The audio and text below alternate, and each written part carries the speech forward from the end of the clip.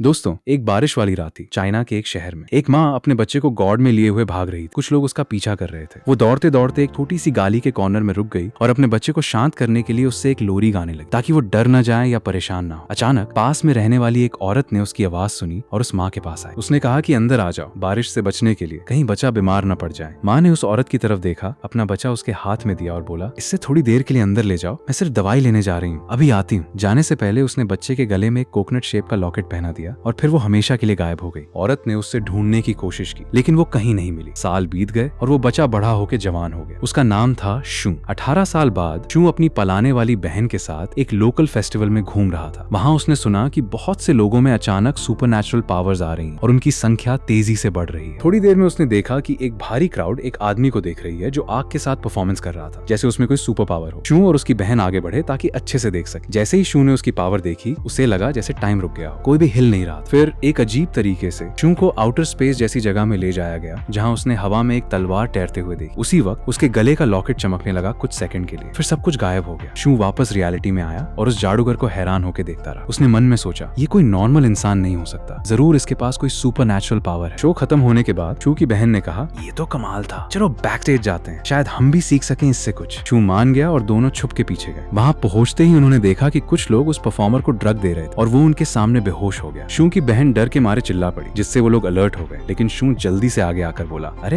Bathroom कहाँ है, हम तो सिर्फ उसको ढूंढते हुए इधर आ गए। उनमें से एक बोला, मजाक कर रहे हो क्या, ये बाथरूम नहीं है, और वैसे भी हम पुलिस हैं और इस आदमी से पूछताछ कर रहे हैं। शू शांति से बोला, ठीक है, समझ गया, और अपनी बहन के साथ वापस चला गया। लेकिन चलते चलते वो सोचता रहा, उस आदमी ने जरूर अपनी पावर यूज की थी शो के वक्त और ये लोग उसको पकड़ने की कोशिश कर रहे हैं। बाद में शू ने अपनी बहन से पूछा, तुम्हें क्या लगता है इन नए पावर्स वाले लोगों के बारे में? उसने जवाब दिया, मुझे पता है वो स्ट्रांग है, लेकिन जब मेरी पावर आएगी मैं सबसे स्ट्रांग होगी और सबको कुचल दूंगी। मुझे पता है शू, तुम्हारी पावर भी आई तो वीक ही होगी तुम्हारी तरह, लेकिन टेंशन मत, मैं तुम्हारी प्रोटेक्शन करूंगी, आखिर तुम हो ही मेरे पर्सनल शेफ। शू ये सुन के थोड़ा स्टन रह गया, फिर मुस्कुरा कर बोला, ठीक है। उसके बाद वो दोनों घर वापस आए जहाँ शू अपनी उस औरत से मिला जिसने उसे बचपन में पाला था। उसने प्यार से उससे ग्रीट किया, फिर अंदर गया। लू टीवी पर बैठी न्यूज देख रही थी जिसमें नए पावर्स वाले लोगों के बारे में बताया जा रहा था। शू उसके लिए खाना बनाने गया, लेकिन उसने देखा कि पास्ता खत्म हो गया है, तो वो बाहर खरीदने के लिए निकला। रास्ता चलते हुए उसके दिमाग में बचपन की यादें आने लगी, कैसे कोई भी उसके साथ नहीं खड़ा हुआ सिवाय लू के। जब वो बीमार भी होता था तो सिर्फ लू ही उससे मिलने आती थी। उसने तो ऑर्फनेज से भागकर शू के साथ रहना शुरू किया था। सोचते सोचते शू को एक तेज रफ्तार कार का पता ही नहीं चला जो उसकी तरफ आ रही थी। कार ने उससे तेज टक्कर मार दी और वो जमीन पर गिर गया। खून उसके सर और बॉडी से बहने लगा। लगता था कि अब कुछ नहीं बचेगा, लेकिन अचानक एक अजीब बात, उसका लॉकेट चमकने लगा और एक्टिव हो गया। उसके सारे जख्म भर दिए। कुछ सेकंड बाद शू हवा में उठा, फिर जमीन पर वापस आ गिरा। उसने अपनी आंखें खोली और खुद से बोला, कार ने मुझे टक्कर मारी और मुझे कोई दर्द भी नहीं हुआ, क्या मेरा पावर अवेकन हो गया है? जरूर यही बात है, लेकिन फिर भी मैं ड्राइवर को बिना सजा दिए नहीं जाने दूंगा। जो आदमी कार चला रहा था वो शू को देखकर सोचने लगा कि वो जरूर मर गया होगा, लेकिन अचानक शू उठा और एक घोस्ट की तरह एक्ट करने लगा जैसे रिवेंज लेने आया हो। आदमी डर गया, उसके सर के ऊपर नंबर्स दिखे और वो भागकर अपनी कार में बैठ गया और वहां से निकल गया। शू अपना पास्ता लेने चला गया। दुकानदार शू के सर पर खून देखकर शॉक में आ गया और उससे भी नंबर्स दिखने लगे उसके सर के ऊपर। शू और भी कंफ्यूज्ड हो गया, जल्दी से पास्ता लिया और घर की तरफ दौड़ गया। रास्ते में दो लोगों से टकरा गया और उनके भी ऊपर नंबर्स आ गए। घर पहुंचने पर लू ने पूछा, तुम्हें क्या हुआ? शू ने कहा, छोड़ दो, कोई बात नहीं, और बाथरूम में चला गया। उसने अपनी बॉडी चेक की, लेकिन कोई जख्म या निशान नहीं था। वो अपने कमरे में गया और अपनी पावर को इमेजिन करने लगा। अचानक उसके सामने एक अजीब स्क्रीन आ गई जिसमें उसके दिन के सारे पॉइंट्स दिख रहे थे। उसने खुद से सोचा, ये लोग कौन है, मैं तो इन्हें जानता भी नहीं। फिर उससे याद आया जो नंबर्स लोगों के सर पर दिखते थे। तभी उससे समझ आया, जब वो किसी को परेशान या हर्ट करता था तभी उससे मैजिक पॉइंट्स मिलते थे। जितना ज्यादा वो बादर करता उतने ज्यादा पॉइंट्स मिलते और उसकी पावर भी उतनी ही स्ट्रांग होती जाती। शू बहुत खुश हो गया। उसने सोचा, मैं सबको परेशान करता रहूंगा और मैं ही बनेगा नेक्स्ट डीमन किंग। जितना ज्यादा लोग इरिटेट होंगे मैं उतना ही ज्यादा स्ट्रांग बनूंगा। वो उस अजीब स्क्रीन को एक्सप्लोर करने लगा। अचानक उसमें व्हील ऑफ फॉर्चून नाम की एक चीज दिखी। उससे एक बार स्पिन करने के लिए 100 पॉइंट्स चाहिए थे। उसने अपना बैलेंस चेक किया, 900 पॉइंट्स थे। नाइस।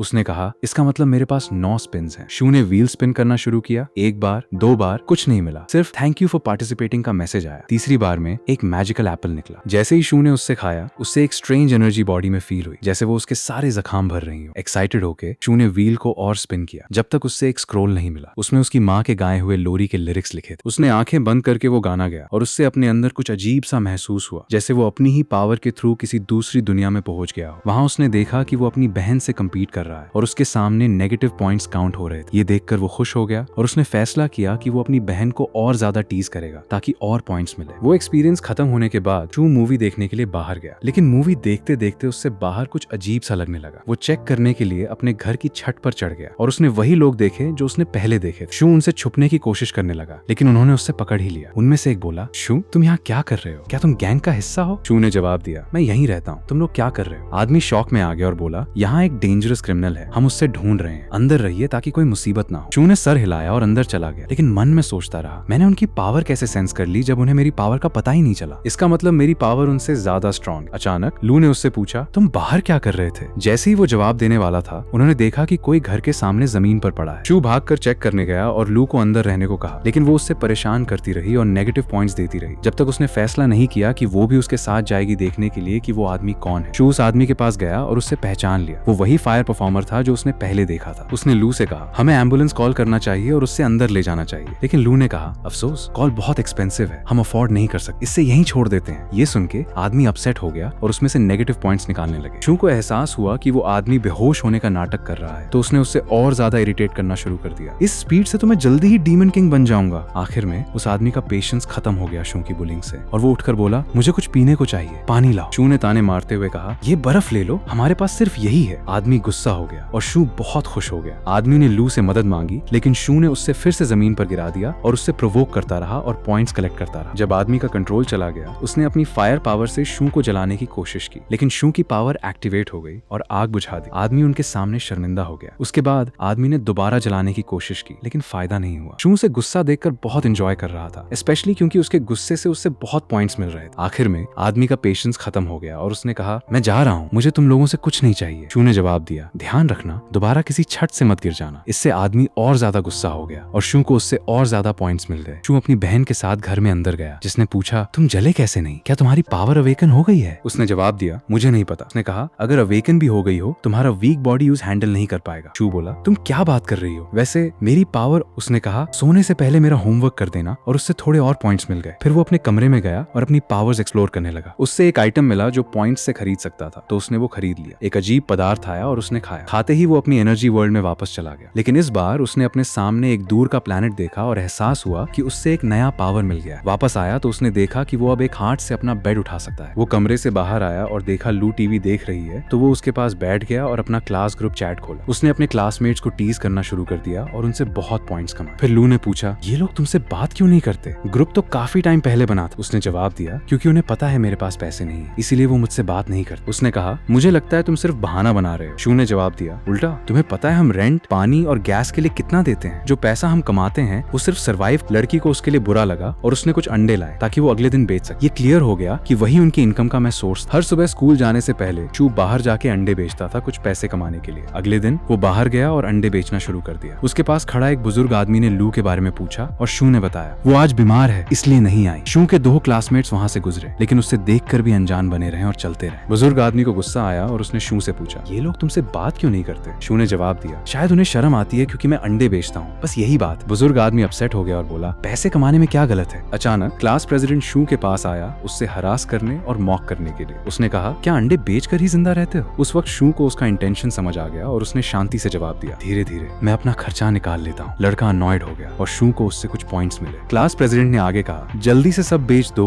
वरना स्कूल को पता चला तो तुम्हारी रेपुटेशन खराब हो जाएगी। शू ने जवाब दिया, अगर तुम्हें मेरी इतनी ही फिक्र है तो तुम ही सब अंडे क्यों नहीं खरीद लेते या अफोर्ड नहीं कर सकते? लड़के ने कॉन्फिडेंस से कहा, बिल्कुल कर सकता हूँ। उसके बाद शू ने जल्दी से सारे अंडे एक बैग में डाल दिए और बोला, क्लास प्रेसिडेंट ने सारे अंडे खरीद लिए, अब कुछ बचा ही नहीं। लाइन में खड़े सब लोग अपसेट हो गए और शू को सबसे पॉइंट्स मिल गए। उसने बस सेकंड्स में सारे अंडे क्लास प्रेसिडेंट को बेच दिए। बाद में शू क्लासरूम में वापस गया और उसने देखा कि एक नया वेबसाइट बना है जो सुपर पावर वाले लोगों को ट्रैक करता है। इससे शू को आइडिया आया और पॉइंट्स कमाने का। वो खड़ा हुआ और सबको बोला, एक नए स्टूडेंट की सुपर पावर अवेकन हो गई है। पूरा क्लास एक्साइटेड हो गया और पूछा, कौन है? शू ने जवाब दिया, मैसेज अनोनिमस था, मुझे नहीं पता कौन है। सब शॉक्ड और गुस्से में आ गए, लेकिन शू को उनसे सबसे पॉइंट्स मिल गए। अचानक बात करते करते एक स्टूडेंट कमरे में दौड़ता हुआ आया और चिल्लाया, कुछ बहुत बुरा हो गया है। सबने पूछा, क्या हुआ? उसने बताया, सीनियर क्लास के एक स्टूडेंट की सुपर पावर अवेकन हो गई है और वो दूसरों पर अटैक कर रहा है। उसने प्रिंसिपल को पकड़ लिया है, लगता है उन्हें छत से नीचे फेंकने वाला है। ये सुन के शू ने सोचा, ये तो पॉइंट्स कमाने का बढ़िया मौका है, और वो सीन की तरफ दौड़ गया। रास्ते में उसने एक लड़की को क्रॉस किया और उससे फील हुआ कि उसके पास भी एक हिडन सुपर पावर है, लेकिन वो उससे दिखा नहीं रही। शू छत पर पहुंचा और देखा वो स्टूडेंट प्रिंसिपल को पकड़कर उन्हें गिराने वाला था। वहां खड़े सब लोग डर के मारे फ्रीज हो गए थे, किसी को समझ नहीं आ रहा था क्या करें। तभी शू के मन में आइडिया आया। वो स्टूडेंट के पास गया और उससे प्रिंसिपल को मारने के कॉन्सिक्वेंसेस पर लंबी लेक्चर देने लगा। सब लोग बोर हो गए शू की इतनी लंबी बातों से, लेकिन उससे इस प्रोसेस में बहुत ज्यादा पॉइंट्स मिल रहे थे। जब वो स्टूडेंट शू की स्पीच में डिस्ट्रैक्ट हो गया, पुलिस ने उससे पकड़ लिया और सब कुछ नॉर्मल हो गया। शू अपनी क्लासरूम में वापस आया जहाँ उससे लोग इंतजार कर रहे थे। वो स्कूल के स्टूडेंट्स पर टेस्ट करने आए थे, देखने के लिए किसके पास सुपर पावर है। शू भागने की कोशिश की लेकिन नहीं भाग पाया। वो घर वापस गया, थोड़ा नर्वस फील कर रहा था कि कुछ गलत हो सकता है। तभी एक आदमी उसके पास आया खुद को इंट्रोड्यूस करने के लिए, लेकिन शू उससे इग्नोर कर आगे बढ़ गया और उस एनकाउंटर से उससे पॉइंट्स मिल गए। घर पहुंचने पर उससे लू दिखी जो दरवाजा खोल रही थी। वो बहुत ज्यादा बीमार लग रही थी। शू ने उससे बेड तक ले जाके लिटाया और कहा, रेस्ट करो, मैं दवाई लाता हूँ। उसने जवाब दिया, ठीक है। शू कमरा छोड़ कर गया, दरवाजा बंद किया और खुद से सोचा, देखूं मेरा फ्रूट लू को ठीक कर सकता है या नहीं। उसने अपनी एबिलिटी एक्टिवेट की और व्हील ऑफ लक घुमाया जब तक उससे कुछ छोटे फ्रूट्स मिल गए। वो वापस लू के पास गया और उससे एक फ्रूट दिया। खाने के बाद वो जल्दी ठीक हो गई और उसका फीवर सेकंड्स में गायब हो गई। उसके बाद शू ने उससे थोड़ा टीज किया और पॉइंट्स और कमा लिए। अगले दिन शू स्कूल गया और टेस्ट रिजल्ट्स आ गए थे। नाम बुलाने शुरू हुए उन स्टूडेंट्स के जिनके पास सुपर पावर। सबसे पहले बुलाया गया ली, वही लड़की जिसे शू ने स्टेयरकेस पर क्रॉस किया। फिर क्लास प्रेसिडेंट का नाम बुलाया और बाकी लिस्ट फॉलो हुई। आखिर में आखिरी नाम पढ़ा गया। टीचर ने वो नाम विश्वास न होते हुए पढ़ा, शक करते हुए कि रिजल्ट फेक है। वो स्टूडेंट था शू, जिसने पूरे क्लास से ऑलरेडी एक क्रेजी अमाउंट ऑफ पॉइंट्स कमा लिए थे। अगले दिन एक नया स्टूडेंट स्कूल आया और शू के पास बैठ गया, क्योंकि जो लड़की वहाँ पहले बैठती थी वो शू की हमेशा की टीजिंग से टांग आके सीट बदल गई थी। नए स्टूडेंट का नाम था जिया। बैठते ही शू अपनी आदत के मुताबिक उससे छेड़ने लगा पॉइंट्स कमाने के लिए। उसने पूछा, क्या किसी ने तुमसे प्यार का इजहार किया है? जिया ने जवाब दिया, हाँ। शू ने आगे कहा, मैं लड़कों की बात नहीं कर रहा, किसी लड़की ने कहा है। जिया इस सवाल से शॉक्ड हो गया और शू को उससे पॉइंट्स मिल गए। उस शाम सुपर पावर वाले स्टूडेंट स्कूल में ट्रेनिंग और प्रैक्टिस के लिए जमा हुए। शू क्लासरूम में गया और उससे पता चला कि उनका ट्रेनर वही आदमी था जिसे वो पहले भी कई बार मिल चुका था। ट्रेनर ने स्टूडेंट से पूछा, किसी को सोडियम पोटेशियम मिक्सचर के बारे में पता है? क्लास प्रेसिडेंट ने हाथ उठाया, लेकिन टीचर ने उससे इग्नोर करके शू से पूछा। उसने कहा, बताओ, जवाब दो। शू ने जवाब दिया, सोडियम पोटेशियम मिक्सचर, ये तो हेवन का रास्ता होगा ना। टीचर गुस्सा हो गया और बोला, तुमसे पूछना ही मेरी गलती थी। फिर टीचर ने एक्सप्लेन किया कि ये सब्सटेंस एफिशिएंसी दिखाता है और जिसका खून इस लिक्विड को टच करता है उसका कलर बदल जाता है उनकी सुपर पावर की स्ट्रेंथ के हिसाब से। जितना डार्क कलर उतना ज्यादा पावर। उसने कहा, मैं सबको टेस्ट ट्यूब दूंगा अपनी करंट लेवल मापने के लिए, लेकिन याद रखना ये सिर्फ तुम्हारी अभी की स्ट्रेंथ है। ट्रेनिंग और मेहनत से लेवल बढ़ता रहेगा। ट्यूब्स डिस्ट्रीब्यूट होने के बाद रिजल्ट्स आ गए। शू का रिजल्ट सबसे कम निकला क्योंकि उसने जानबूझकर वो फ्रूट खाया था जो उसकी पावर को ड्रास्टिकली वीक कर देता है, ताकि उसकी असली स्ट्रेंथ छुपी रहे। इसी मौके पर क्लास प्रेसिडेंट ने शू का मजाक बनाने की कोशिश की उसकी लो स्कोर पर, लेकिन शू ने अपनी विट्टी बातों से उससे और भी ज्यादा अनॉय कर दिया, जिससे वो और सब फ्रस्ट्रेटेड हो गए। बाद में शू घर वापस गया और अपनी एबिलिटी एक्टिवेट। एक मैसेज आया कि व्हील ऑफ लक में एक नया आइटम ऐड हुआ है। उसने व्हील घुमाया और उससे टोफू नाम की चीज मिली। उसकी स्मेल बहुत बुरी थी, लेकिन टेस्ट बहुत अच्छा, अगर स्मेल से आगे निकल जाओ। जब लू ने उससे सुना, उसने कहा, ये गंदी चीज कहाँ से लाए हो? इससे मेरे पास से हटाओ। शू ने जवाब दिया, विश्वास करोगी अगर मैं कहूँ ये मुझे चांस से मिला? उसने कहा, बिल्कुल नहीं। शू व्हील घुमाता रहा जब तक उसके पास टोफू के 50 पीसेज हो गए। लू ने उससे कहा, क्या तुम्हारे पास जूस या कुछ और नहीं है? सिर्फ टोफू। टोफू। शू ने जवाब दिया, बस यही है हमारे पास। वो व्हील घुमाता रहा, तब तक अचानक एक डॉक्यूमेंट निकला। वो उससे खोलने वाला था, लेकिन अचानक एक पावरफुल एनर्जी लू में सर्ज हुई और टाइम रुक गया। एक ब्लैक बीम आसमान को चीरता हुआ फिर उनके घर को और लू के अंदर चला गया। शॉक में लड़की ने कहा, शू ये क्या हो रहा है? मुझे कुछ समझ नहीं आ रहा। उसने जवाब दिया, आंखें बंद करो और अपनी पावर पर फोकस करो, शायद समझ आ जाए। उसने आंखें बंद की और अचानक उसका स्टमैप आ गया, मतलब उसकी सुपर पावर फाइनली अवेकन हो गई थी। वो अपनी नई एबिलिटी ढूंढकर खुशी से भर गई। उसके बाद शू अपने कमरे में गया और सोचने लगा कैसे अपने पास के टोफू से मुनाफा कमाए। सोचते सोचते उससे आइडिया आया। उसने फैसला किया कि वो इससे बेचेगा पैसे कमाने के लिए, और जो भी इससे स्मेल करके पसंद नहीं करेगा वो अनॉयड होगा, जिससे शू को नेगेटिव पॉइंट्स मिलेंगे कलेक्ट करने के लिए। अगले दिन शू अपना टोफू बेचने के लिए तैयार हुआ। घर से निकलते वक्त उसने एक बुजुर्ग आदमी को देखा जो तलवार लेके स्किलफुली प्रैक्टिस कर रहा था। वो क्लियरली एक्सपीरियंस था। बुजुर्ग आदमी शू के पास आया और बोला, ये मूव सीखना चाहते हो? ये देखो। लेकिन शू ने कहा नहीं और चल दिया, बुजुर्ग आदमी को शॉक में छोड़कर। शू को उससे भी कुछ पॉइंट्स मिले। फिर शू ने अपना टोफू बेचने के लिए डिस्प्ले किया। पहले कोई भी खरीदने को तैयार नहीं था, लेकिन जैसे ही एक इंसान ने ट्राई किया और पसंद आया, क्राउड जमा हो गई और टोफू सेकंड्स में खत्म हो गया। शू अपनी डेली रूटीन चलाता रहा, अपने फ्रेंड्स और दूसरों को छेड़ता रहा पॉइंट्स इकट्ठा करने के लिए, और उन पॉइंट्स का यूज करके नए एबिलिटीज अनलॉक करता रहा, जिससे वो लोगों को और भी ज्यादा परेशान कर सकता था और भी पॉइंट्स कलेक्ट कर सकता था। आखिर में उसने अपने स्टार मैप के सारे प्लैनेट्स कंप्लीट कर लिए। उस वक्त एक नई एनर्जी और नया वेपन आया, एक तलवार जिसे वो रियल वर्ल्ड में समन और कंट्रोल कर सकता था। बाद में शू अपनी क्लास में वापस गया और देखा क्लासमेट्स रीसेंट स्ट्रेंज इंसिडेंट्स के बारे में बात कर रहे थे। तभी स्टूडेंट काउंसिल प्रेसिडेंट ने कहा, क्या सोचते हो, क्या हमें एक सीक्रेट ग्रुप बनाना चाहिए क्रिमिनल्स से लड़ने और देश की मदद करने के लिए? किसी ने उसकी बात पर ज्यादा ध्यान नहीं दिया, तो उसने शू को अनॉय करने की कोशिश, लेकिन शू ने उससे भी इग्नोर कर दिया, जिससे वो फ्रस्ट्रेटेड। रात सुपर पावर ट्रेनिंग के वक्त टीचर उनके लिए एक मैजिकल स्टोन लाया और बोला, ये स्टोन तुम्हारे स्टार मैप को ट्रेन करने में मदद करेगा और तुम्हें स्ट्रॉन्ग बनाए। शू एक्साइटेड होकर स्टोन यूज करने भागा, लेकिन उसका स्टार मैप ऑलरेडी इतना पावरफुल हो चुका था कि उसने टीचर के स्टोन को रिजेक्ट कर कर दिया। तो शू ने डिसाइड किया कि वो लोगों को छेड़ता रहेगा और भी ज्यादा पावर कमाने के लिए। बुजुर्ग आदमी अभी भी ट्रेनिंग कर रहा था, फ्लैशी स्वॉर्ड मूव्स और एक्रोबैटिक्स दिखा रहा था शू के सामने, उम्मीद करते हुए कि उससे इंप्रेस करके शू ट्रेनिंग मांगे। बाद में स्कूल में स्टूडेंट काउंसिल प्रेसिडेंट स्टूडेंट से आर्म रेसलिंग कर रहा था और कोई भी उससे हार नहीं पा रहा था। उसने हर चैलेंज करने वाले को हराया। जब उसने शू को देखा, उसने मजाक बनाया और कहा, क्या कहते हो, लेफ्ट हैंड से ट्राई करोगे मेरे साथ? ये राइट से वीकर है, तुम्हारी वीक स्ट्रेंथ के लिए फेयर मैच रहेगा। शू ने कहा,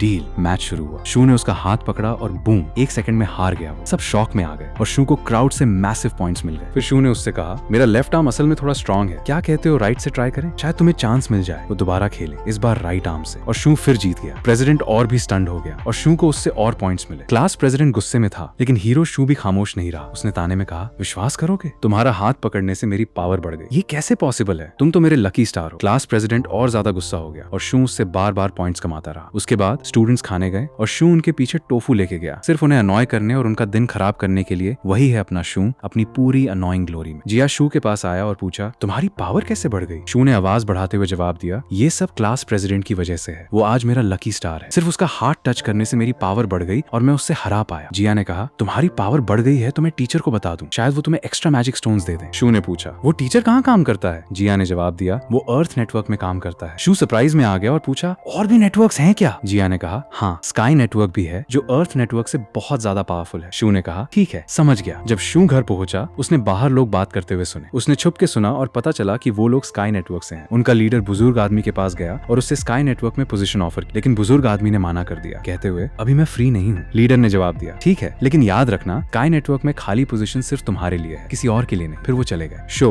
जो दूर से सब देख रहा था, उससे समझ आ गया कि बुजुर्ग आदमी का स्काई नेटवर्क से कोई कनेक्शन है, इसलिए उसने फैसला किया कि वो उनसे स्वॉर्ड्समैनशिप सीखेगा। अगले दिन शो बुजुर्ग आदमी के पास गया और उससे ट्रेन करने को कहा। बुजुर्ग आदमी बहुत खुश हुआ और बोला, जब भी मन करे आ जाना। शो ने जवाब दिया, ठीक है, लेकिन मेरी एक शर्त। बुजुर्ग आदमी ने पूछा, क्या शर्त? शो ने कहा, मैं चाहता हूँ आप लू की पढ़ाई में मदद करो, मैं अभी बहुत बिजी हूँ उससे खुद पढ़ाने के लिए। बुजुर्ग आदमी थोड़ा इरिटेट हुआ और लू तो उससे भी ज्यादा अनॉयड हुई। इसी बीच शो दोनों से अपनी आदत के मुताबिक पॉइंट्स कमाता रहा और दिन वैसे ही खत्म हुआ। अगले दिन शो क्लास में बैठा था जब उसने नोटिस किया कि उसके पॉइंट्स बढ़ रहे हैं। पहले तो वो कंफ्यूज हुआ, फिर उससे समझ आया कि ये लू की वजह से हो रहा है। वो बुजुर्ग आदमी को उनकी लेसन के दौरान परेशान कर रही थी और उसकी पावर रिएक्ट करके शो को पॉइंट्स दे रही थी। क्लास से निकलते वक्त शो ने देखा साई के पास से गुजरी। वो असामान्य रूप से शांत, जैसे कुछ छुपा रही हो। उसी वक्त बुजुर्ग आदमी लू को कुछ मार्ट के सवाल सिखा रहा था। वो थक चुकी थी और उससे कंटिन्यूअसली परेशान कर रही थी। उसने पूछा, आपने गिनती कब सीखी थी? उसने जवाब दिया, तुम्हारे पैदा होने से पहले। लू ने कहा, तो आप 81 साल के हो और मैं 10 साल की। अगर 81 में से 10 निकाल दूं तो इसका मतलब आपने 71 साल गिनती सीखे बिना ही गुजार दी। वो सच में बहुत इरिटेटिंग थी डियर व्यूअर। बुजुर्ग आदमी गुस्से में आ गया और शो को और पॉइंट्स मिले। बुजुर्ग आदमी ने फिर शो से कहा, मैंने उससे तुम्हारी बात के मुताबिक पढ़ा दिया, अब मुझे तुम्हें स्वॉर्ड्समैनशिप सिखाने दो। शो ने कहा, डील। बुजुर्ग आदमी ने वेट्स निकाले और बोला, मैं चाहता हूँ तुम इन्हें हल्के से भारी तक ग्रेजुअली पहनो। ये ग्लव सबसे भारी है, 300 किलोग्राम से ज्यादा वजन का। धीरे धीरे शुरू करो जब तक हैंडल ना कर सको। शो ने गियर देखा, फिर ग्लव एक हाथ से उठाया और हवा में फेंक दिया। उसने कहा, मेरी पावर रिसेंटली बढ़ रही है, चलो सीधा शुरू करते हैं। बुजुर्ग आदमी शो को देखकर एस्टोनिश्ड हो गया और बोला, ठीक है, शुरू करते हैं। फिर उसने एक कागज निकाला और बोला, मैं तुम्हें सिखाऊंगा कि हर चीज कट की जा सकती है। बुजुर्ग आदमी की एनर्जी कागज के अराउंड इंटेंसली गैदर होने लगी। फिर उसने इतनी फोर्स से हवा में वार किया कि स्पेस भी चीर गया। उनके सामने वाली दीवार भी 2 टुकड़ों में बांट गई। उसके बाद बुजुर्ग आदमी ने अपनी तलवार शो की तरफ फेंकी ताकि वो प्रैक्टिस कर सके। शो अपनी ट्रेनिंग जारी रखता रहा और उसकी एनर्जी बढ़ती गई। वो इनक्रेडिबल स्पीड से सीख रहा था और जल्दी ही सोर्ड एक्सपर्ट बन गया। लगता था ये उसका असली टैलेंट है। शाम होते होते बुजुर्ग आदमी ने शो से पूछा, मुझे कुछ पूछना है, इंसान सच में स्ट्रॉन्ग कब बनता है? शो ने जवाब दिया, जब वो सारे रूल्स तोड़ देता है। बुजुर्ग आदमी ने सर हिलाया और कहा, नहीं, ये मतलब नहीं था मेरा मतलब है इंसान वो पावर कब पाता है जिससे वो रूल्स तोड़ सके। शो ने जवाब दिया, पता नहीं, लेकिन इतना जरूर जानता हूँ कि मैं शांति से जिंदगी जीना चाहता हूँ और अपनी बहन की प्रोटेक्शन करना चाहता हूँ, बस इतना ही। बुजुर्ग आदमी ने कहा, लेकिन बड़ी पावर तुम्हें ज्यादा लोगों को प्रोटेक्ट करने का और ज्यादा पैसा कमाने का मौका देती है। शो ने जवाब दिया, अगर कोई मुझे मिशन भी दे मैं एक्सेप्ट नहीं करूंगा। मैं किसी पर डिपेंड नहीं होना चाहता। शायद ये इसलिए है क्योंकि मैं ऐसे पाला गया हूँ, लेकिन मुझे पता है जिंदगी का रास्ता मुश्किल है और मेहनत मांगता है। इसीलिए चाहे जिंदगी कितनी भी मुश्किल हो जाए मैं हार नहीं मानूंगा। मैं बस अपनी तरह से जीना चाहता हूँ, चाहे वो तरीका गलत ही क्यों ना हो। ये सुनकर बुजुर्ग आदमी की शो के लिए इज्जत और बढ़ गई। उसने सर हिलाया और कहा, ठीक है, फेयर इनफ। अगले दिन बुजुर्ग आदमी लू को कुछ एकेडमिक एक्सरसाइजेस सिखा रहा था। वो उसके लिए कुछ पोटैटो चिप्स लाया था जो उससे फोकस करने और मटेरियल जल्दी समझने में मदद करते थे, छोटी बच्ची होने के बावजूद। अचानक बुजुर्ग आदमी को स्काई नेटवर्क से कोई पीछे खड़ा महसूस हुआ। वो उसके पास गया और खड़े होकर बात करने लगा और क्लियर था कि लू